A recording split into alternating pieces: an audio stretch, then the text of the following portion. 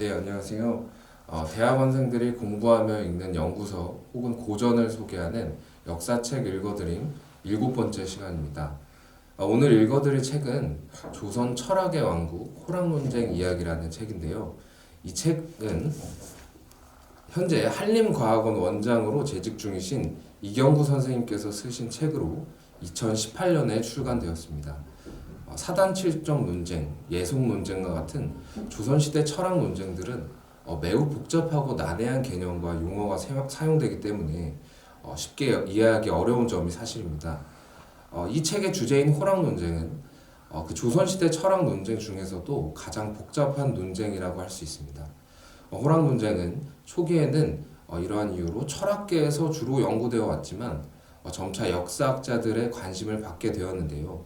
논쟁의 참여자들이 18, 19세기 조선 정계학계의 중요한 주체들이었다는 점에서 호랑 논쟁은 18, 19세기 조선의 역사상을 이해하는 데 매우 중요한 소재라고 할 수 있습니다. 역사학계에서 호랑 논쟁에 대한 연구가 이미 상당수 축적되었지만 호랑 논쟁은 그 중요성에도 불구하고 논쟁에서 사용된 복잡한 철학 개념들을 이해하는 것이 쉽지 않기 때문에 일반 독자뿐 아니라 전공자들도 쉽게 접근하기 어려운 주제라고 할 수 있습니다. 이러한 점에서 오늘 소개해드릴 이경구 선생님의 이 책은 호랑 논쟁에 관심을 갖는 독자들에게 매우 매력적인 책입니다. 이 책은 호랑 논쟁을 다룬 역사학계의 논저 중에는 거의 유일하게 개설적인 설명을 담고 있는 책입니다. 저자는 호랑 논쟁에 관한 연구를 다수 발표해 왔던 만큼 호랑 논쟁 관련 사료와 연구를 섭렵하여 호랑 논쟁의 기원, 논쟁 과정, 정치 사회적 배경, 논쟁이 당대 전국에 미친 영향 등을 흥미로운 방식으로 풀어내고 있습니다. 논쟁 자체만이 아니라 18, 19세기 조선시대 정치사, 사상사에 대한 풍부한 자료가 제시되어 있어 이 책을 읽으시면 단순히 호랑 논쟁뿐 아니라 18, 19세기 조선시대 정치사, 사상사에 대한 이해가 크게 증진될 수 있을 것이라고 생각합니다. 호랑 논쟁의 주요 쟁점은 대체로 인물성 동의론, 미발시 기질 문제, 성범심 동의로 정리됩니다. 저자는 이 장에서 지면을 할애하여 호랑 논쟁의 핵심 쟁점에 대해서 자세한 설명을 하고 있습니다. 먼저 인물성 동의론은 사람과 사물의 본성이 같은지 다른지에 대한 문제인데요. 외부 사물과 인간의 관계와 관련이 있었습니다. 모든 인간은 하늘로부터 성품을 부여받는데요. 동물은 과연 인간과 같은 성품을 가지는지 아닌지가 쟁점이 되었던 것입니다. 예를 들어 인간과 사물의 차이를 강조하는 쪽은 사람이 인의애지신의 성품을 다 가지고 있는 반면 동물은 그중 하나만 가지고 있을 수 있다고 생각하였습니다. 한편 인간과 사물의 본성이 같다고 주장하는 쪽은 동물도 인간과 같이 인의애지신의 성품을 모두 갖추고 있다고 생각하였습니다. 다음으로 미발 상태에서 마음이 기질의 영향을 받는지 아닌지도 학자들의 주요한 관심사가 되었습니다. 유학자들은 마음의 정체를 알기 위해 희노애락과 같은 감정이 드러나지 않는 고요한 상태인 미발 상태에 주목하였습니다. 미발 상태에서 하늘로부터 부여받은 선한 성품이 보존되는지 현실적인 조건인 기질에 의해 보존되지 않는지에 대한 문제가 이들 사이에서 쟁점이 되었던 것입니다. 마지막으로 성인과 보통 사람의 마음이 같은지 다른지에 대해서 견해가 갈렸습니다. 성인과 보통 사람 모두 성품은 같기 때문에 마음이 본질적으로는 차이가 없다고 주장하는 쪽과 성인과 보통 사람은 현실적인 조건인 기질에서 차이가 나기 때문에 마음에 차이가 있다는 주장이 있었습니다. 호론과 낙론의 구체적인 논쟁과 갈등 양상에 대해서는 1장, 3장, 5장에서 서술되고 있는데요. 호랑 논쟁은 17세기 조선 사상계를 대표하였던 송시열의 제자 권상아의 문화에서 시작되었습니다. 충청도 제천에 정착한 권상아 문화의 한원진과 이간 사이에서 최초의 논쟁이 발생하게 됩니다. 1709년 홍주 한산사에서 권상아의 문인들 중 총망받는 인재들이 모여 일주일간의 학술 토론을 진행하였습니다. 문인들 중에서도 뛰어난 제자라고 불렸던 한원진과 이간은 감정과 욕구가 일어나지 않는 미발 상태에서 기지를 말할 수 있는지, 사람과 사물의 본성은 같은지 다른지에 대한 문제에서 이견을 드러내었습니다. 한원진은 미발 상태에서도 기지를 말할 수 있다고 주장하였고, 사람과 사물의 본성 문제에 대해서는 사람과 사물이 갖는 차이를 강조하였습니다. 한편 이간은 미발 상태에서는 기지를 말하기 어려우며 사람과 사물의 본성은 근본적으로 차이가 없다고 주장하였습니다. 한원진과 이간의 견해 차이는 건상한 문화의 동문들에게도 영향을 미쳐서 그들 사이에서도 의견이 갈리게 되었는데요. 대체적으로는 한원진의 견해에 동조하는 문인들이 많아 이들이 호론 학맥을 형성하게 되었습니다. 한편 비슷한 논쟁이 서울 경기 지역에서도 있었습니다.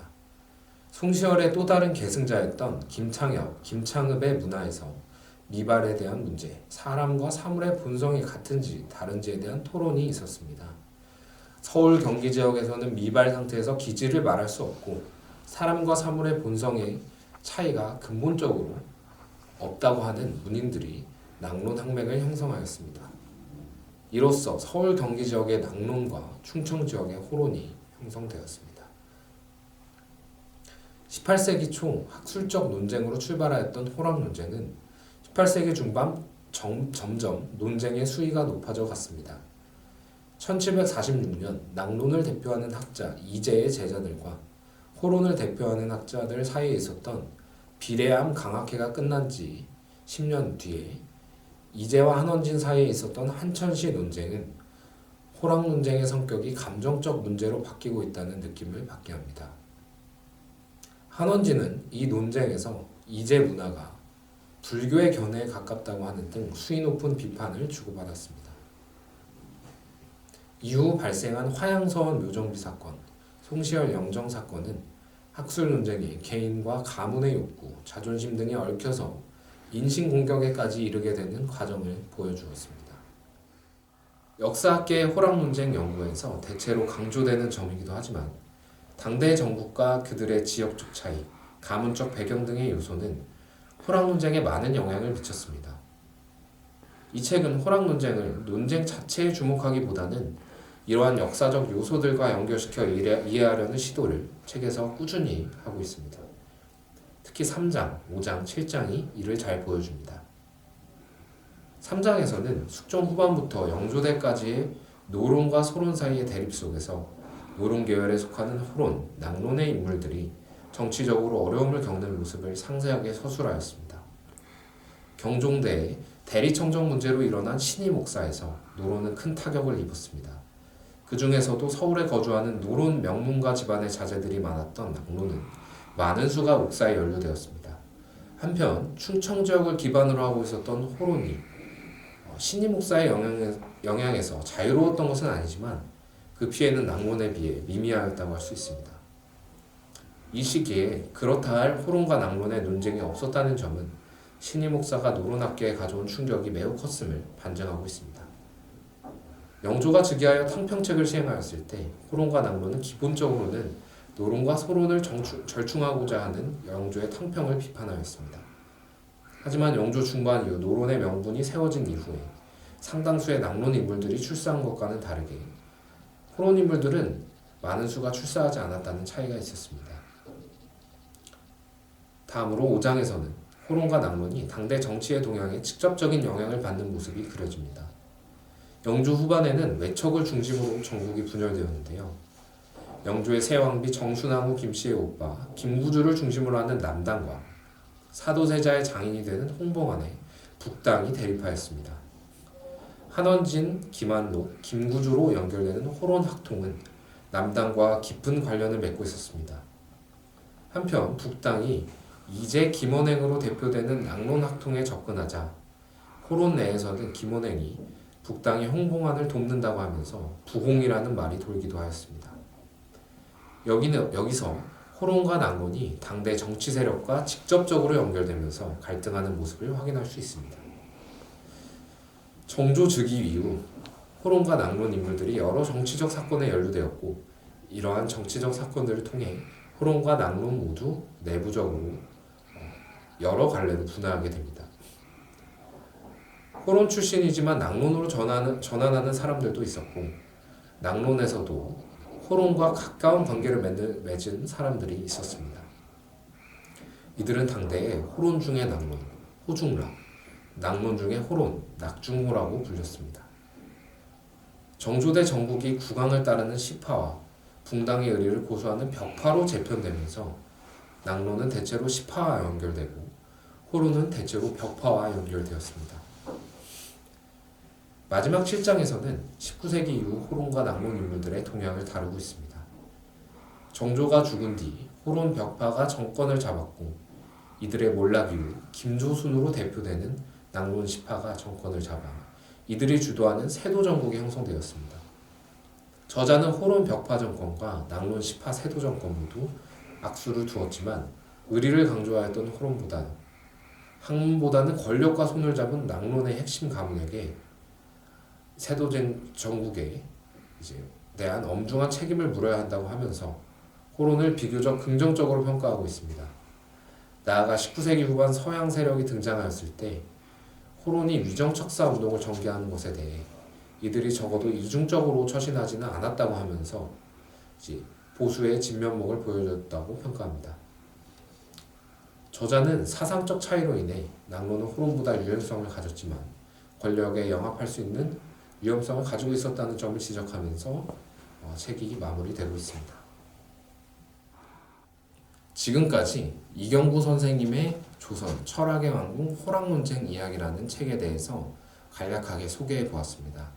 마지막으로 제가 이 책을 읽으면서 느낀 점을 말씀드리고 마무리하고자 합니다. 저자가 본인의 현실적인 문제의식을 적극적으로 독자들에게 드러냈다는 점이 인상 깊었습니다. 이는 독자들에게 호랑 논쟁에 대한 흥미를 북돋아주는 중요한 장치라고 생각합니다. 결론에서 이 책은 타자에 대한 인식이라는 가볍지 않은 문제를 던지고 있습니다. 차이를 인정할 것인가, 차별을 강조할 것인가에 대한 문제는 단순히 낙론과 호론 학자들의 고민만이 아닌 현대를 사는 우리들의 고민이라는 것입니다. 호랑 논쟁에 참여했던 인물들의 사유를 현대인의 사유와 동일시하여 이해해서는 안 되겠지만 충분히 현실에 대입하여 이해해 볼 만한 가치가 있다고 생각됩니다. 또한 이 책은 인용한 자료의 전거를 미주를 통해 제시하여 학술서의 성격을 놓치지 않으면서도 문학적 글쓰기의 방식을 통해 독자들의 흥미를 유발하고 있습니다. 저는 이 책을 읽은 뒤 마치 한 편의 영화나 드라마를 본 것 같은 생각이 든다는 한 서평의 말에 공감할 수 있었습니다. 제가 미처 언급하지 못한 흥미로운 부분이 이 책에 많이 남아있기 때문에 18, 19세기 조선시대 정치사, 사상사에 관심이 있으신 분이라면 이 책을 한번 꼭 읽어보시는 것을 추천드립니다. 감사합니다.